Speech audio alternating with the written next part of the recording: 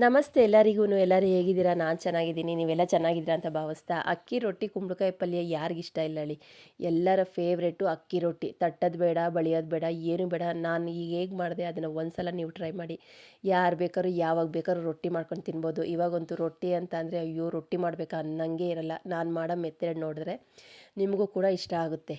ನಾನು ಹೇಗೆ ಮಾಡಿದೆ ಅಂತ ವೀಡಿಯೋದಲ್ಲಿ ಡೀಟೇಲಾಗಿ ಶೇರ್ ಮಾಡ್ತೀನಿ. ತುಪ್ಪ, ಕುಂಬಳಕಾಯಿ ಪಲ್ಯ, ರೊಟ್ಟಿ ಹಾಕೊಂಡು ತಿಂತಾಯಿದ್ರೆ ಅದ್ರ ಟೇಸ್ಟೇ ಬೇರೆ. ಹೇಗೆ ಮಾಡಿದೆ ಅಂತ ವೀಡಿಯೋದಲ್ಲಿ ಶೇರ್ ಮಾಡ್ತೀನಿ, ಬನ್ನಿ.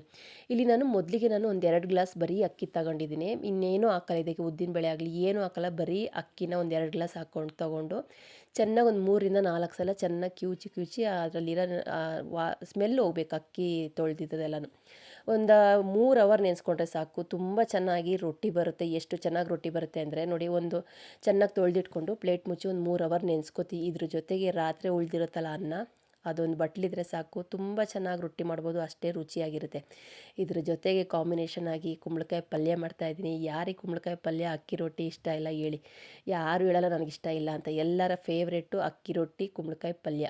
ತುಂಬ ಚೆನ್ನಾಗಿರುತ್ತೆ. ನಾವು ಕುಂಬಳಕಾಯಿನ ಕಟ್ ಮಾಡೋದಿಲ್ಲ, ಇದೇ ರೀತಿಯೇ ಒಡೆದ್ಬಿಟ್ಟೆ ನಾವು ಕುಯ್ಯೋದು. ಇದನ್ನು ಮೇಲ್ಗಡೆದೆಲ್ಲ ತಿರುಳೆಲ್ಲ ತೆಗ್ದಿಟ್ಕೊತೀನಿ.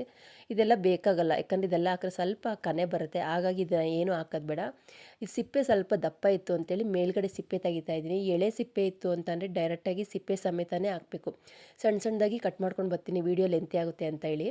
ಮೇಲ್ಗಡೆ ಸಿಪ್ಪೆಲ್ಲ ತೆಗ್ದಿದ್ದೀನಿ. ಇಷ್ಟು ಕುಂಬಳಕಾಯಿ ಆಯಿತು. ಒಂದು ಕುಂಬಳಕಾಯಿ ತೊಗೊಂಡಿದ್ದನಲ್ಲ ಪೀಸಸ್ಸು. ಒಂದು ಬಾಣಲಿ ತೊಗೊಂಡಿದ್ದೀನಿ. ಬಾಣಲಿಗೆ ಸ್ವಲ್ಪ ಎಣ್ಣೆ ಹಾಕ್ತಾಯಿದ್ದೀನಿ. ಸಾಸಿವೆ ಜೀರಿಗೆ ಎಲ್ಲ ಸ್ವಲ್ಪ ಸಿಡಿಬೇಕು. ಯಾಕಂದರೆ ಕುಂಬಳಕಾಯಿ ಪಲ್ಯದಲ್ಲಿ ನಾವು ಬೇಯಿಸ್ಬೇಕಾದ್ರೆ ಸಾಸಿವೆ ಸಿಡ್ದಿಲ್ಲ ಅಂತಂದರೆ ಒಂಥರ ಕಸರೆ ಬಂದ್ಬಿಡುತ್ತೆ. ಹಾಗಾಗಿ ಚೆನ್ನಾಗಿ ಸಾಸಿವೆ ಜೀರಿಗೆ ಸಿಡಿಬೇಕು. ಕರ್ಬೇವಿನ ಸೊಪ್ಪು ಹಾಕ್ಕೊಂಡಿದ್ದೀನಿ. ಹಸಿಮೆಣ್ಸಿನ್ಕಾಯಿ ಸ್ವಲ್ಪ ಜಾಸ್ತಿನೇ ಹಾಕ್ಕೊಂಡಿದ್ದೆ, ಯಾಕಂದರೆ ಕುಂಬಳಕಾಯಲ್ಲಿ ಸ್ವಲ್ಪ ಸ್ವೀಟ್ನೆಸ್ ಇರುತ್ತೆ. ಆ ಸಿಹಿ ಹೋಗಬೇಕು ಅಂತಂದರೆ ಹಸಿಮೆಣ್ಸಿನ್ಕಾಯಿನ ಈ ಚಾಪರ್ ಇರುತ್ತಲ್ಲ ಅದರಲ್ಲಿ ಚೆನ್ನಾಗಿ ಕಟ್ ಮಾಡಿದ್ದೀನಿ. ಇದಕ್ಕೆ ಸ್ವಲ್ಪ ಹಿಂಗೆ ಹಾಕ್ಕೊಂಡಿದ್ದೀನಿ. ಹಿಂಗೆಲ್ಲ ಹಾಕಿ ಹಸಿಮೆಣ್ಸಿನ್ಕಾಯಲ್ಲಿ ಖಾರದ ಘಾಟೆಲ್ಲ ಹೋಗ್ತಿದ್ದಂಗೆ ಒಂದು 5ರಿಂದ 6 ಈರುಳ್ಳಿನ ಕಟ್ ಮಾಡಿ ಉದ್ದುದ್ದ ಕಟ್ ಮಾಡಿ ಇಟ್ಕೊಂಡಿದ್ದೆ. ಅದನ್ನು ಕೂಡ ಇದಕ್ಕೆ ಹಾಕ್ಬಿಟ್ಟು ಚೆನ್ನಾಗಿ ಮಿಕ್ಸ್ ಮಾಡಬೇಕು. ಇದಕ್ಕೆ ಯಾವುದು ಟೊಮೊಟೊ ಬೇಡ, ಏನು ಬೇಡ. ಈರುಳ್ಳಿ ಹಸಿಮೆಣ್ಸಿನ್ಕಾಯಿ ಚೆನ್ನಾಗಿ ಫ್ರೈ ಆಗೋದಕ್ಕೆ ಅಂತ ಒಂದು ಅರ್ಧ ಸ್ಪೂನಷ್ಟು ಉಪ್ಪು ಹಾಕ್ತಾಯಿದ್ದೀನಿ. ಒಂದು 1/4 ಸ್ಪೂನಷ್ಟು ಅರಿಶಿನ ಪುಡಿ ಹಾಕಿ ಚೆನ್ನಾಗಿ ಈರುಳ್ಳಿ ಫ್ರೈ ಆಗೋ ತನಕ ಬಿಡಬೇಕು. ಇದಕ್ಕೆ ನಾನು ಕಟ್ ಮಾಡಿ ಇಟ್ಕೊಂಡಿದ್ನಲ್ಲ ಕುಂಬಳಕಾಯಿ, ಅದನ್ನು ಹಾಕ್ಕೊಂಡು ಮಿಕ್ಸ್ ಮಾಡಬೇಕು. ಸಿಮ್ಮಲ್ಲೇ ಇಟ್ಕೊಂಡು ಬೇಯಿಸ್ಬೇಕು. ಇದಕ್ಕೆ ನಾವು ಯಾವುದೇ ರೀತಿ ನೀರು ಹಾಕೋದು ಬೇಡ. ಇದರಲ್ಲೇ ನೀರಿನ ಅಂಶ ಇರುತ್ತೆ, ನೀರು ಬಿಟ್ಕೊಳ್ಳುತ್ತೆ. ಹಾಗಾಗಿ ಸಿಮ್ಮಲ್ಲಿ ಇಟ್ಕೊಂಡು ಇದು ಸಿಮ್ಮಲ್ಲೇ ಬೇಯಬೇಕು. ಆ ಬೇಲಿ ತುಂಬ ಚೆನ್ನಾಗಿರುತ್ತೆ. ಖಾರವಾಗಿ ಸಿಹಿಯಾಗಿ ರೊಟ್ಟಿಗಂತೂ ಒಳ್ಳೆ ಕಾಂಬಿನೇಷನ್. ನೋಡಿ, ನಾನು ಪ್ಲೇಟ್ ಮುಚ್ಚಿ ಸಿಮ್ಮಲ್ಲೇ ಇಟ್ಕೊಂಡು ಅವಾಗವಾಗ ಕೈ ಆಡಿಸ್ತಾ ಇರ್ತೀನಿ. ತುಂಬ ಚೆನ್ನಾಗಿರುತ್ತೆ. ಬೆಳಗ್ಗೆ ಬ್ರೇಕ್ಫಾಸ್ಟಿಗೆ ಆಗಲಿಲ್ಲ ಅಂದರೂ ರಾತ್ರಿ ಊಟಕ್ಕಂತೂ ಖಂಡಿತ ಮಾಡ್ಕೊಳ್ಳಿ. 3ರಿಂದ 4 ರೊಟ್ಟಿ ಆರಾಮಾಗಿ ತಿನ್ಬೋದು, ಅಷ್ಟು ರುಚಿಯಾಗಿರುತ್ತೆ.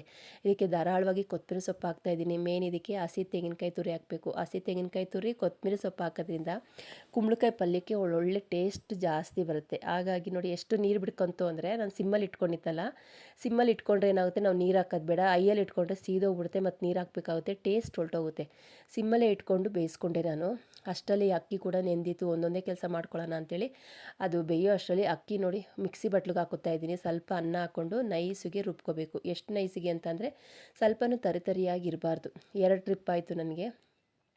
ಅನ್ನ ಬೇಕು ಅಂದರೆ ಸ್ವಲ್ಪ ಕಮ್ಮಿ ಹಾಕ್ಕೊಳ್ಳಿ. ಸ್ವಲ್ಪ ರೊಟ್ಟಿ ಸಾಫ್ಟಾಗಿ ಬರಲಿ ಅಂತ ಅಷ್ಟು ಅನ್ನ ಹಾಕ್ಕೊಂಡೆ. ಸ್ವಲ್ಪ ಉಪ್ಪು ಹಾಕ್ಕೊಂಡು ಚೆನ್ನಾಗಿ ಮಿಕ್ಸ್ ಮಾಡಬೇಕು. ದಿಢೀರಾಗಿ ಮಾಡೋ ಅಂಥ ರೊಟ್ಟಿ ಇದು. ಅಕ್ಕಿ ನೆನೆಸ್ದೇನೆ ನಾವು ಅಕ್ಕಿ ಹಿಟ್ಟಿತ್ತು ಅಂತ ಅಂದ್ರೂ ಡೈರೆಕ್ಟಾಗಿಯೇ ಅನ್ನದ ಜೊತೆಗೆ ಹಿಟ್ಟನ್ನ ಹಾಕ್ಕೊಂಡು ಕಲಿಸ್ಕೊಂಡು ಈ ಥರ ಮಿಕ್ಸ್ ಮಾಡಿಕೊಂಡು ಒಂದು ಅರ್ಧ ಗಂಟೆ ನೆನೆಯೋಕ್ಕೆ ಬಿಟ್ಟರೆ ಸಾಕು.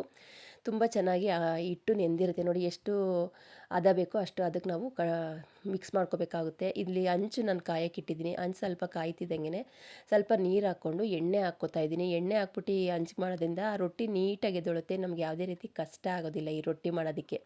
ಕ್ರಿಸ್ಪಿಯಾಗಿರುತ್ತೆ. ಎಷ್ಟು ಪೇಪರ್ ಥರ ಬೇಕಾದ್ರೂ ನಾವು ಉಯ್ಕೋಬೋದು. ಯಾಕಂದರೆ ಹಂಚಿಗೆಲ್ಲೂ ಅಂಟೋದಿಲ್ಲ. ನಾವು ಸ್ವಲ್ಪ ಮಕ್ಳಿಗೆ ತಿನ್ನಿಸ್ಬೇಕು ಅಂತಂದರೆ ಸ್ವಲ್ಪ ಸಾಫ್ಟಾಗಿ ಮಾಡ್ಕೊಳ್ಳಿ. ನಾವು ತಿನ್ಬೋದು ಅಂತಂದರೆ ಸ್ವಲ್ಪ ಕ್ರಿಸ್ಪಿಯಾಗಿ ಹಪ್ಪಳ ಥರ ಮಾಡ್ಕೊಬೋದು ಈ ರೊಟ್ಟಿನ. ನೋಡಿ, ಒಂದು 2 ಸೌಟಷ್ಟು ಹಾಕ್ಬಿಟ್ಟು ನೀಟಾಗಿ ಮಿಕ್ಸ್ ಮಾಡ್ತೀನಿ. ಎಲ್ಲೂ ಅಂಟ್ಕೊಳ್ಳೋದಿಲ್ಲ, ಕಷ್ಟ ಆಗುತ್ತೆ ಅನ್ನಂಗೆ ಇಲ್ಲ. 2 ಸೌಟ್ ಹಾಕಿ ನೀಟಾಗಿ ನಮ್ಗೆ ಎಷ್ಟು ದೊಡ್ಡದು ಬೇಕೋ ಅಷ್ಟು ದೊಡ್ಡದಾಗಿ ಬಳದ್ರೂ ಕೂಡ ಹಂಗೆ ಬರ್ತೈತೆ.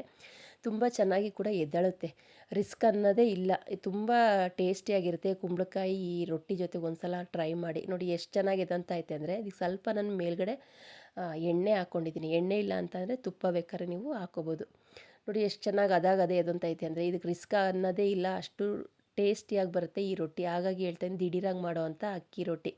ತಟ್ಟದ್ದು ಮಾಡ್ತೀವಲ್ವ ಅದೇ ಥರ ಟೇಸ್ಟ್ ಇರುತ್ತೆ. ಇದಕ್ಕೆ ಸ್ವಲ್ಪ ನಾವು ತುಪ್ಪ ಹಾಕ್ತೀವಿ, ಅದಕ್ಕೆ ನಾವು ತುಪ್ಪ ಹಾಕಲ್ಲ, ನೀರಲ್ಲೇ ಬೇಯಿಸ್ತೀವಿ. ನೋಡಿ ಫೈನಲಾಗಿ ರೊಟ್ಟಿ ಎಷ್ಟು ಚೆನ್ನಾಗಿ ಕ್ರಿಸ್ಪಿಯಾಗಿ ಬಂತು ಅಂದರೆ ತುಂಬ ಚೆನ್ನಾಗಿರುತ್ತೆ. ನಿಮಗೂ ಇಷ್ಟ ಆಗುತ್ತೆ. ಒಂದ್ಸಲ ನೀವು ಟ್ರೈ ಮಾಡಿ. ಅಕ್ಕಿ ನೆನೆಸಿಲ್ಲ ಅಂತಂದರೆ 1 ಕಪ್ ಅಕ್ಕಿ ಇಟ್ಟಿದ್ರು ಸಾಕು, ಅಷ್ಟೇ ಚೆನ್ನಾಗಿ ರೊಟ್ಟಿ ಬರುತ್ತೆ. ನಾನು ಒಂದು 3 ರೊಟ್ಟಿ ಹಾಕ್ಕೊಂಡೆ. ನಾವು ಇವಾಗ ಮಗಂಗೆ ಮಾಡ್ತಾ ಇರೋದ್ರಿಂದ ಸ್ವಲ್ಪ ಸಾಫ್ಟಾಗಿ ಮಾಡಿದೆ. ಅವನು ಕ್ರಿಸ್ಪಿಯಾಗಿದ್ದರೆ ತಿನ್ನೋದಿಲ್ಲ ಅಂತೇಳಿ ಅವನಿಗೆ ಅಂತ ಸ್ವಲ್ಪ ಸಾಫ್ಟಾಗಿ ಮಾಡಿದೆ ನಾನು. ನಾವಾದ್ರೆ ಕ್ರಿಸ್ಪಿಯಾಗಿದ್ರು ತಿಂತೀವಿ, ಮಕ್ಳು ಹಂಗಲ್ವಲ್ಲ. ಒಂದು 3ರಿಂದ 4 ರೊಟ್ಟಿ ಮಾಡ್ಕೊಂಡೆ. ಎಷ್ಟು ಚೆನ್ನಾಗಿತ್ತು ಅಂದರೆ ಅಷ್ಟೇ ಚೆನ್ನಾಗಿತ್ತು. ನೀವು ಒಂದ್ಸಲ ಟ್ರೈ ಮಾಡಿ, ನಿಮಗೂ ಕೂಡ ಇಷ್ಟ ಆಗುತ್ತೆ. ನೋಡಿ ಎಷ್ಟು ಕ್ರಿಸ್ಪಿಯಾಗಿ ಬೇಕಾದ್ರೂ ನಾವು ಮಾಡ್ಕೊಬೋದು, ಎಷ್ಟು ಮೆತ್ತಗೆ ಬೇಕಾದ್ರೂ ಕೂಡ ನಾವು ಮಾಡ್ಕೊಬೋದು. ಅಷ್ಟೇ ಚೆನ್ನಾಗಿ ರೋಸ್ಟ್ ಮಾಡಬೇಕು ಈ ರೊಟ್ಟಿನ. ಫೈನಲಾಗಿ ನಮ್ಮ ಅಕ್ಕಿ ರೊಟ್ಟಿ ಕುಂಬಳಕಾಯಿ ಪಲ್ಯ ರೆಡಿ ಆಯಿತು. ನಿಮಗೂ ಇದು ಇಷ್ಟ ಆಯಿತು ಅಂತ ಭಾವಿಸಿದ್ದೀನಿ. ಒಂದ್ಸಲ ಟ್ರೈ ಮಾಡಿ ಹೇಗೆ ಬಂತು ಅಂತ ಕಮೆಂಟ್ ಸೆಕ್ಷನಲ್ಲಿ ಹಾಕಿ. ಈ ವಿಡಿಯೋ ಇಷ್ಟವಾದಲ್ಲಿ ಲೈಕ್ ಮಾಡಿ, ಶೇರ್ ಮಾಡಿ, ಕಮೆಂಟ್ ಮಾಡಿ. ನಿಸರ್ಗ ಕುಕಿಂಗ್ ಚಾನಲ್ನ ಇನ್ನೂ ಯಾರೆಲ್ಲ ಸಬ್ಸ್ಕ್ರೈಬ್ ಮಾಡ್ಕೊಂಡೆ ನೋಡ್ತಾ ಇದ್ರೋ ದಯವಿಟ್ಟು ಸಬ್ಸ್ಕ್ರೈಬ್ ಮಾಡ್ಕೊಂಡು ನೋಡಿ. ಇಷ್ಟವಾದರೆ ಒಂದು ಲೈಕ್ ಮಾಡಿ, ನಿಮ್ಮ ಫ್ಯಾಮಿಲಿ ಫ್ರೆಂಡ್ಸ್ಗೂ ಶೇರ್ ಮಾಡಿ. ನನ್ನ ವಿಡಿಯೋನ ಎಲ್ಲೂ ಸ್ಕಿಪ್ ಮಾಡ್ದಂಗೆ ನೋಡಿ, ನಾನು ಅಷ್ಟೇ ಕೇಳ್ಕೊಳ್ಳೋದು. ಇದ್ರ ಜೊತೆಗೆ ಸ್ವಲ್ಪ ತುಪ್ಪ ಹಾಕ್ಕೊಂಡು ತಿಂತಾಯಿದ್ರೆ ಒಂದು 3ರಿಂದ 4 ರೊಟ್ಟಿ ಆರಾಮಾಗಿ ತಿನ್ಬೋದು. ಯಾಕಂದರೆ ಅಷ್ಟು ತೆಳ್ಳಗೆ ನಾವು ಬಳ್ದಿರ್ತೀವಲ್ವ, ಅಂದರೆ ದೋಸೆ ಥರ ಉಯ್ದಿರ್ತೀವಲ್ವ, ಹೊಟ್ಟೆ ಫುಲ್ಲಾಗುತ್ತೆ ಅಂತ ಅನ್ಸೋದಿಲ್ಲ. ತಿಂತಾಯಿದ್ರೆ ಇನ್ನೊಂದು ತಿನ್ನೋಣ ಅನಿಸುತ್ತೆ. ಅಷ್ಟು ರುಚಿಯಾಗಿರುತ್ತೆ, ಅಷ್ಟು ಟೇಸ್ಟಿಯಾಗಿರುತ್ತೆ. ಸಾಫ್ಟಾಗಿ ಬೇಕು ಅಂತಂದರೆ ಸಾಫ್ಟಾಗಿ ಮಾಡ್ಕೊಬೋದು, ಕ್ರಿಸ್ಪಿ ಆಗಬೇಕು ಅಂತಂದರೆ ಕ್ರಿಸ್ಪಿಯಾಗೂ ಕೂಡ ಮಾಡ್ಕೊಬೋದು. ಈ ಕುಂಬಳಕಾಯಿ ಪಲ್ಯ ಜೊತೆಗೆ ಅಕ್ಕಿ ರೊಟ್ಟಿ ಸೂಪರ್ ಕಾಂಬಿನೇಷನ್ ಅಂತಲೇ ಹೇಳ್ಬೋದು. ಇದೇ ರೀತಿ ಸಿಂಪಲ್ ವಿಡಿಯೋ ತೊಗೊಂಡು ಬರ್ತೀನಿ. ಅಲ್ಲಿ ತನಕ ನನ್ನ ವೀಡಿಯೋಸ್ನ ಫುಲ್ ವಾಚ್ ಮಾಡಿ, ಎಲ್ಲೂ ಸ್ಕಿಪ್ ಮಾಡಬೇಡಿ. ನಾನು ಅಷ್ಟೇ ಕೇಳ್ಕೊಳ್ಳೋದು. ಸಿಂಪಲ್ ಮನೇಲೇ ಇರೋ ಅಂಥ ಐಟಮ್ನ ಹೇಗೆ ಹಾಕಿ ಮಾಡೋದು ಅಂತ ವಿಡಿಯೋ ಶೇರ್ ಮಾಡ್ತೀನಿ. ಹೋಗಿ ಬರ್ತೀನಿ. ನಮಸ್ತೆ, ಬಾಯ್ ಬಾಯ್ ಫ್ರೆಂಡ್ಸ್.